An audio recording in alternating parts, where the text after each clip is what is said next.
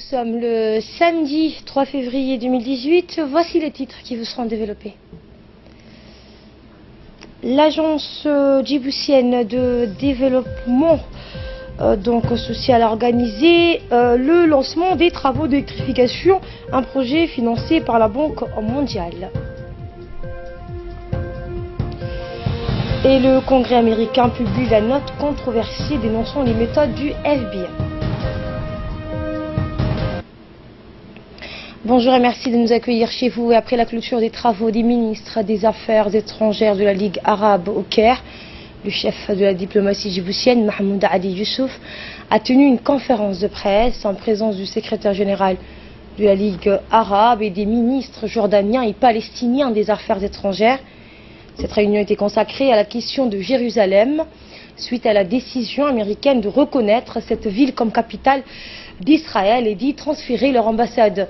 C'est la seconde réunion que les ministres des Affaires étrangères tiennent afin de contrecarrer les conséquences de cette décision après le Conseil de sécurité et l'Assemblée générale des Nations unies.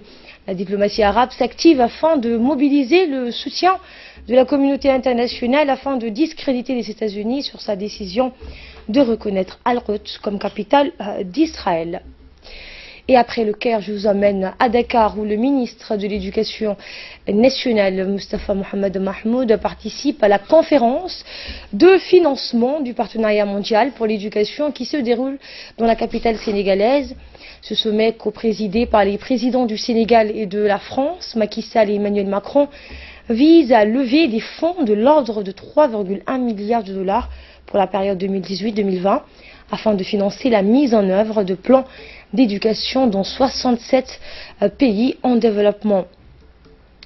La première journée de la conférence a été consacrée aux travaux en atelier spécialisés. Les décideurs politiques, les experts et les praticiens de l'école ont eu l'occasion de discuter de grandes thématiques liées à l'éducation inclusive et de qualité. Il fut question notamment de développer chez les enfants, dès leur plus jeune âge, l'autonomie, la prise de parole, l'art de commentaires et analyse en leur qualité de premiers bénéficiaires de l'éducation. Les enfants ont été encouragés à plus de prises d'initiative, voire d'autonomie. Plus généralement, il faut dire que cette conférence a été un moment privilégié pour les pays en développement et les partenaires multilatéraux ainsi que les organisations philanthropiques de conclure des accords de financement et d'appui à d'importants projets d'éducation. Et dans une interview, le ministre de l'Éducation nationale a mis l'accent sur les projets, sur les efforts destinés à porter cette ambition en adaptant les offres d'éducation et de formation professionnelle aux exigences du XXIe siècle. Voici ses propos. Dans le cadre du partenariat mondial de l'éducation, je suis venu justement en ma qualité de ministre de l'Éducation nationale et surtout exprimer l'engagement de mon pays en matière d'éducation. Parce que Djibouti, c'est un petit pays qui n'a pas beaucoup de ressources naturelles, qui n'a pas beaucoup de richesses. Mais par contre, notre richesse à nous, c'est le capital humain. Donc nous investissons beaucoup en matière d'éducation et donc je suis venu justement pour exprimer aux partenaires, parce que là c'est les partenaires donateurs et en même temps les bénéficiaires qui se rencontrent, qui discutent, qui échangent entre eux. Et c'était l'occasion pour dire voilà, nous, ce que nous investissons, malgré nos peu de moyens, ce que nous investissons en matière d'éducation. Et donc on sollicite bien sûr, tellement que les défis sont énormes, on sollicite également bien sûr l'appui des... Sous le patronage de la secrétaire d'État chargée des Affaires sociales, Mme Mouna Ousmane Aden, l'agence djiboutienne de développement social a organisé, je vous le disais en titre, le lancement des travaux d'électrification du village de Holhol dans le cadre du projet de réponse aux impacts des déplacements forcés et la migration mixte financée par la Banque mondiale. Hussein Aouled, connaît-il? Effectivement, donc Yasmin Bakar, outre la secrétaire d'État aux Affaires sociales, Mme Ousmane Aden, le ministre de l'Énergie, M. Younis Ali Djedi, le ministre de la Communication, M. Abdi Youssoufi Sugué, le représentant de la Banque mondiale, M. Atou Sek, et le directeur de l'ADDS ont pris part donc au lancement des travaux d'électrification du village de Holhol. Les projets donc ont pour objectif d'apporter un soutien humain et logistique à la population déplacée en renforçant donc les capacités de résilience des communautés affectées par le déplacement. Plus globalement, donc, l'appui de la Banque mondiale s'inscrit dans les cadres du projet de réponse aux impacts des déplacements forcés à la migration mixte financé par la Banque mondiale. L'objectif de développement des projets est d'améliorer l'accès aux services sociaux, d'augmenter les opportunités économiques et de renforcer la gestion environnementale pour les communautés accueillant de réfugiés visés dans les AD, Hol et Obok. Ainsi, plus de 380 ménages et une dizaine de bâtiments administratifs et militaires du village de Hol seront donc connectés au réseau d'électricité des Djibouti. Il s'agit d'une étape cruciale mettant à terme la pauvreté énergétique qui est un frein au développement donc, de la région. L'énergie est au cœur donc, du développement durable. Elle est considérée comme le fil conducteur qui relie la croissance économique, l'équité sociale et la sauvegarde environnementale. Par ailleurs, donc, la localité de Hol bénéficie également d'un autre projet financé par le Fonds japonais pour le développement social et administré par la Banque mondiale et initié par l'Agence djiboutienne de développement social, à savoir le projet de promotion de l'emploi des jeunes et de l'artisanat. Ces projets ont pour objectif d'améliorer l'accessibilité des jeunes et des femmes aux opportunités de création de revenus et d'emploi, et ceci à travers des formations et d'accompagnement ainsi que du soutien financier pour la mise en œuvre de leurs activités génératrices de revenus. À cet égard, donc, Asma, dans la localité de Hol, environ 144 jeunes seront formés dans le domaine de l'entrepreneuriat de base et environ 72 jeunes recevront donc des fonds de démarrage suite à la validation de leur plan d'affaires par un comité technique. Merci Hussein Aoulet pour cette analyse. Et justement, la Banque mondiale appuie la DDS dans ce projet qui a pour objectif, on le rappelle, de développer ou améliorer l'accès aux services sociaux, d'augmenter les opportunités économiques et de renforcer la gestion environnementale pour les communautés accueillant des réfugiés visés d'Al-Adé, donc de Hol et d'Obok. Écoutons justement le mot du représentant de la Banque mondiale, M. Atousek. Le peu que vous avez, et c'est pourquoi la communauté internationale a été sensible et a accepté de financer ces importantes infrastructures ici à Hol. C'est dans ce cadre que nous sommes aujourd'hui ici pour commencer les travaux pour l'électrification du village. Et c'est pourquoi je vous remercie aussi de votre patience, parce que je pense que ça fait un moment qu'il y a des gens qui vont et qui viennent et que vous n'avez pas encore vu les réalisations, mais cette fois-ci, je pense que nous sommes tous d'accord que ça va commencer. Le directeur général de l'ADDS me disait que les travaux vont durer 4 mois. Si on commence maintenant, j'espère que l'adjoint du chef de village qui voulait avoir de l'eau fraîche pour le Ramadan aura son eau à temps.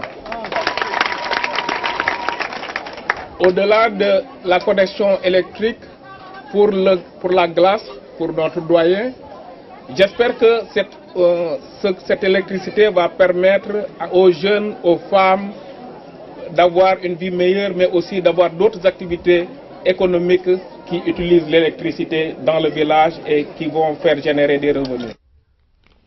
Et de son côté, le ministre de l'Énergie, Younis Ali Guedi, qui a pris part donc au lancement des travaux d'électrification de cette localité de Hol, a dans son intervention remercié la population de cette localité pour son accueil chaleureux.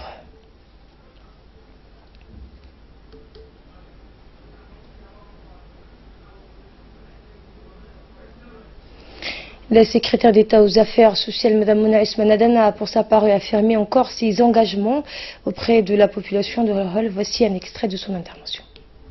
Je voudrais tout d'abord adresser mes vifs remerciements aux autorités de la région, à la population de cette localité de Hol pour l'accueil chaleureux qui nous a été réservé pour notre arrivée. L'événement dont nous célébrons ce matin porte sur l'électrification de ce village. En effet, l'électrification rurale de Djibouti est un objectif prioritaire pour le chef de l'État, son Excellence, M. Ismaël Omar Guelleh. Il s'agit d'une politique permettant aux ménages ruraux d'accéder à l'énergie propre, qui demeure une condition nécessaire pour le bien-être socio-économique. C'est dans cette optique que le choix de l'électrification du dit village s'inscrivait dans le cadre du projet régional pour répondre aux impacts des déplacements des populations forcées et migrantes. Ce dernier couvre la zone de Hol, de Ali-Adé et d'Obok. Il répond aux besoins réels des communautés d'accueil qui se retrouvent sous la pression partagée des faibles ressources naturelles et sociales avec les nouveaux arrivants. À travers cette activité d'électrification, plus de 380 ménages et une dizaine de bâtiments administratifs et militaires du village de Holhol seront connectés au réseau de l'électricité de Djibouti. L'énergie est au cœur du développement durable. Elle est considérée comme le fil conducteur qui relie la croissance économique aux équipements et à la sauvegarde environnementale. Je saisis également cette opportunité pour parler des différents programmes et projets actuellement en cours dans le village de Holhol avec l'exécution des différents projets par l'Agence djiboutienne de développement social, l'ADDS.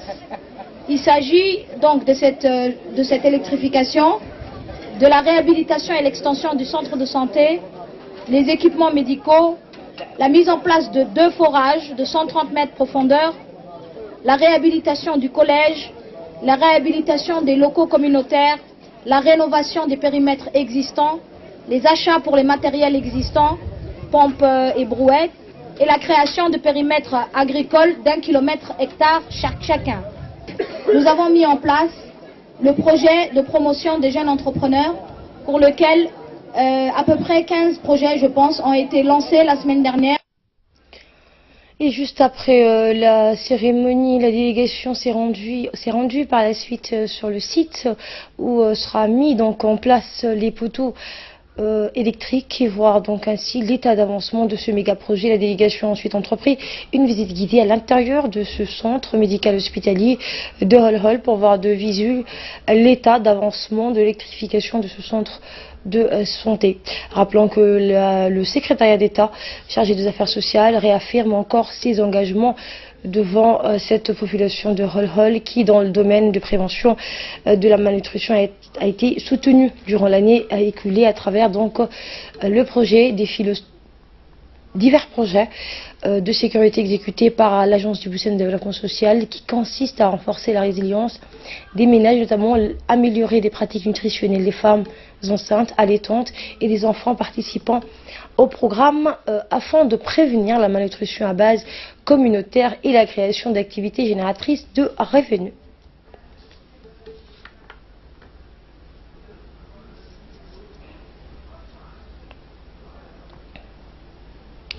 La secrétaire d'État et son collègue de l'énergie ainsi que le ministre de la Communication ont eu une rencontre avec les UCAL et les représentants des associations des femmes de cette localité de Holhol. Lors de cette réunion, les 3 ministres et les responsables administratifs ont écouté donc les doléances des UCAL et des femmes de cette localité. Les ministres ont promis d'apporter des réponses aux besoins de ces interlocuteurs le plus tôt possible et dans les plus brefs délais. À l'issue de la réunion, les UCAL n'ont pas manqué de remercier vivement les ministres qui se sont déplacés à jusqu'à chez eux, jusqu'à dans cette localité de Holhol.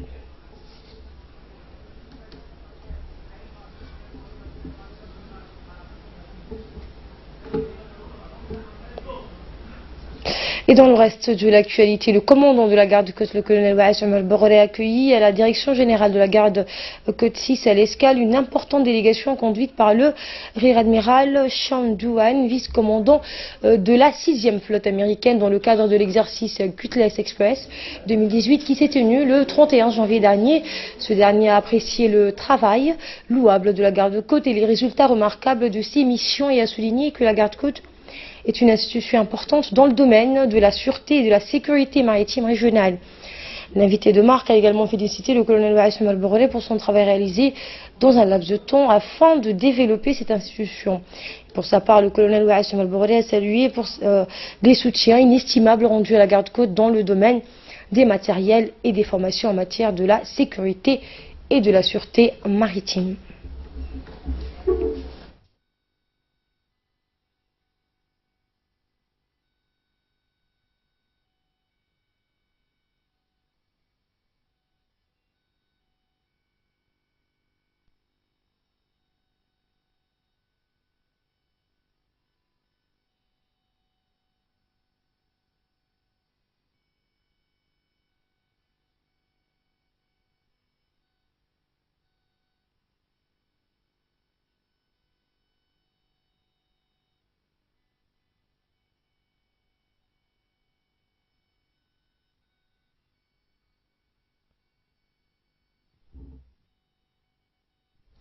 Et avant de clore l'actualité nationale, nous allons parler des écrivains publics. On s'adresse à eux pour qu'ils rédigent certains courriers administratifs, mais aussi des lettres.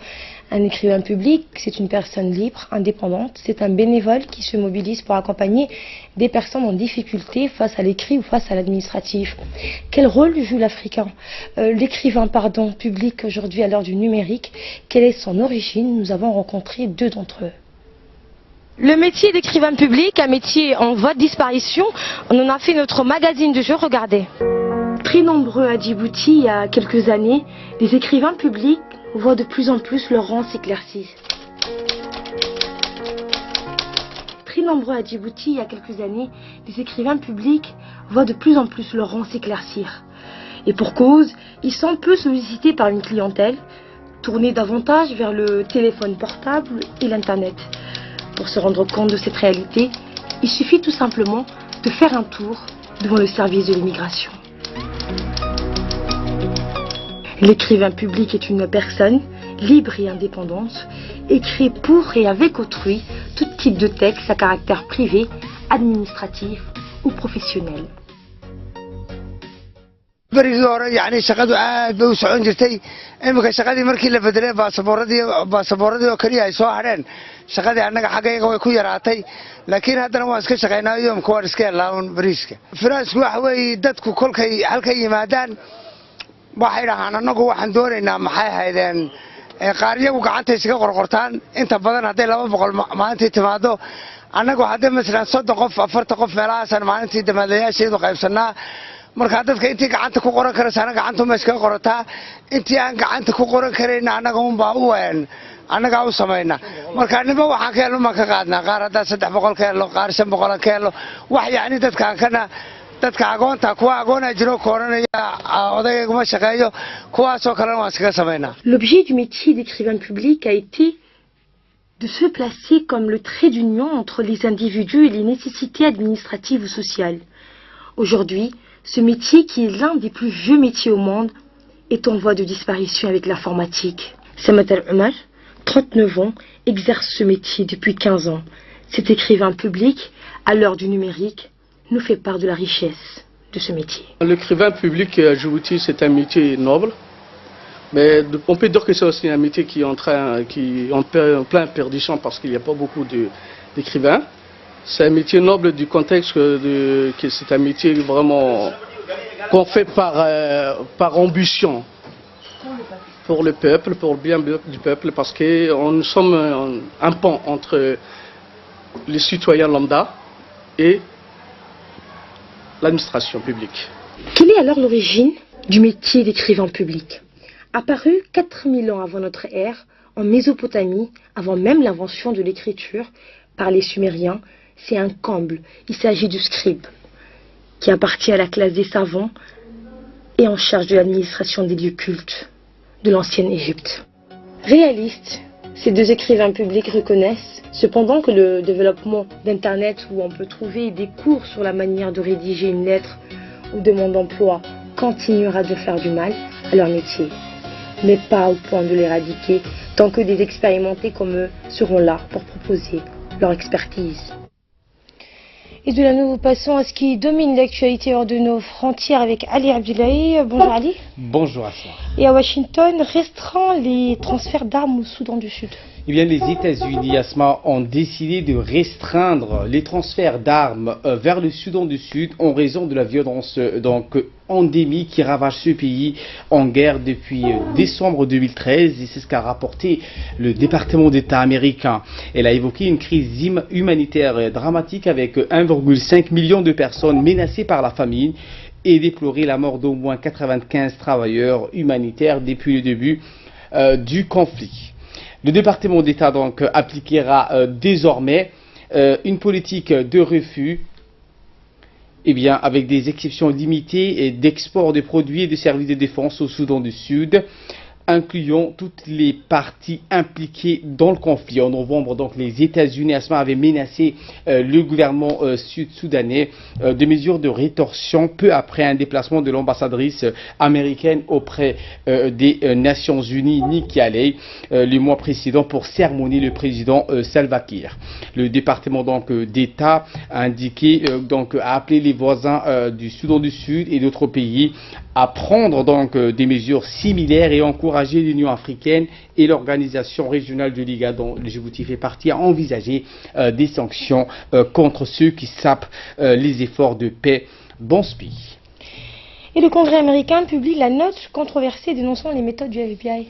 Eh bien, la commission de renseignement de la Chambre des représentants américaine a publié hier la note controversée, dénonçant les méthodes du FBI, quelques minutes seulement après l'annonce du président américain de sa déclassification. Le président américain Donald Trump a annoncé avoir déclassifié une note confidentielle rédigée par le controversé président républicain de la commission de renseignement, Devin Nunes, critiquant l'attitude du FBI. Christopher Wray, le directeur actuel du FBI, nommé par le président américain Donald Trump, a clairement indiqué qu'il n'était pas favorable à cette publication. Le ministère de la Justice a lui aussi fait part de ses réserves, notamment pour des raisons de sécurité et le risque de dévoiler des méthodes de collecte du renseignement. Interrogé spécifiquement sur le sort du numéro 2 du ministère de la Justice, Rod Ornstein, qui joue un rôle crucial dans l'enquête russe, dans la mesure où le ministre Jeff Sessions s'est récusé sur ce dossier, Donald Trump a laissé planer aujourd'hui les doutes. Merci Ali Abdelhaï pour ces précisions. Merci à vous de nous avoir suivis. Très bonne suite de programme sur Télé Djibouti.